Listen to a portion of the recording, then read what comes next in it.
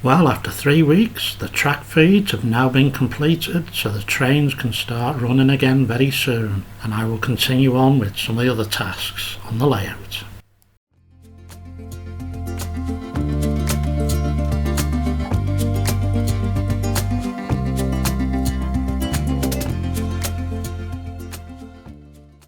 Hi, it's been about 3 weeks since I last made a video.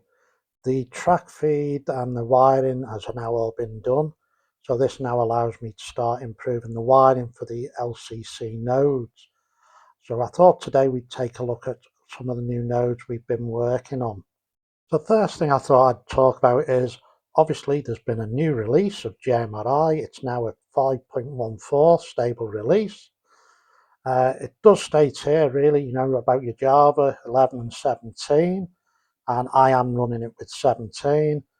And some of the new updates which do actually have some work for us within OpenLCB and LCC.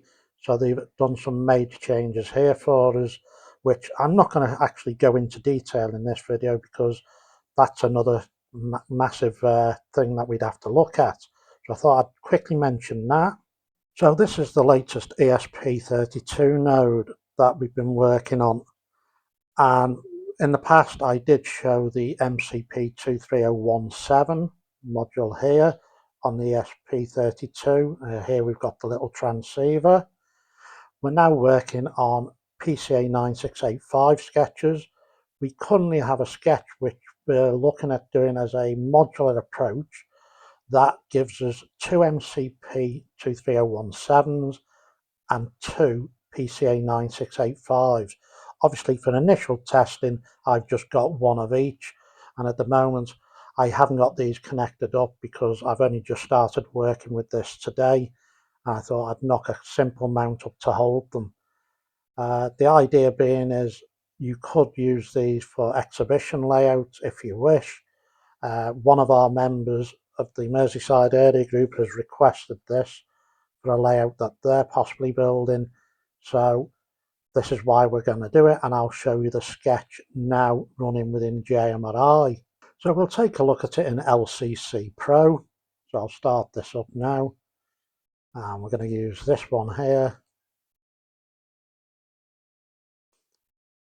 So what you'll see here is this is the node, and obviously with the ID. So we're going to click on configure, and my screen might go a strange size because obviously I've got it with using large fonts. So this is built on the original 2Servo 8IO that we had, and we've just been expanding it. So we've still got our original set your servo speed. Obviously this, we've only got the one speed for all the servos at the moment. This could be modified if we wished.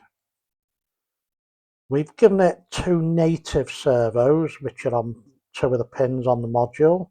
So those are as we had them before. So you've got your three positions, your midpoint and thrown and closed. Obviously this is what we use to set the open and closed positions, or thrown and closed. So we've shown that in the past. Now we've got here is we've allowed for you to have 8 native IO pins. And again, we're allowing you to choose what you want them to be, input, inverted, and all this, or you could have them as outputs. And we've got the second version of it, which we did show during the level crossing examples when I showed them a few months ago. So that's those. Obviously, to change which pin it, or the actual pins, these are the 8 pins, and we could put descriptions into here. The next one we've got here is the MCP23017s. So this is now showing us with the two expanders. So we've got port 1 bank A and port 1 bank B, and then port 2 A and B. So what you will notice here, we've got pins which they come up as A0, B0, and up to 7. Now obviously on the MCP23017s, pin 7 really is output only. So we put the reminder in there because obviously you get to choose, And it's the same choices as you had for the native pins, but really, you should only for pin 7 or output 7, you should really use the output only. Obviously, you've got the usual things which we've shown for the level crossings, so you've got the durations and everything else. Obviously, the next bit, which is what we've been working on, is the PCA 9685. So here you've got PCA 9685-1, which controls channels 0 to 7, and this one here then does channels 8 to 15. So in total, you've got your 16 servos. Now, in theory, you can use these for LEDs because you've got pulse width modulation. So for each of your channels, you've then got this area here. Now, this has been set up at the moment for allowing frog switching.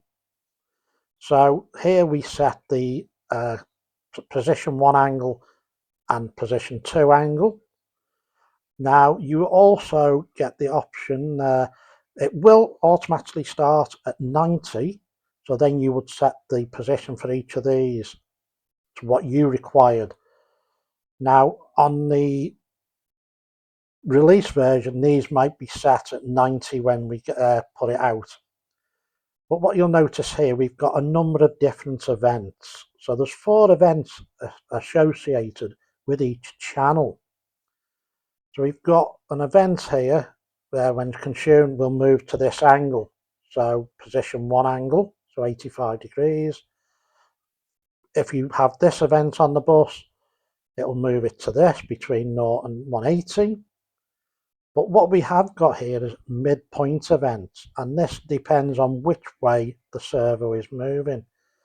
So obviously what you could do is teach this event to one of your MCP channels or even your native channel to work a relay to control your frog switching.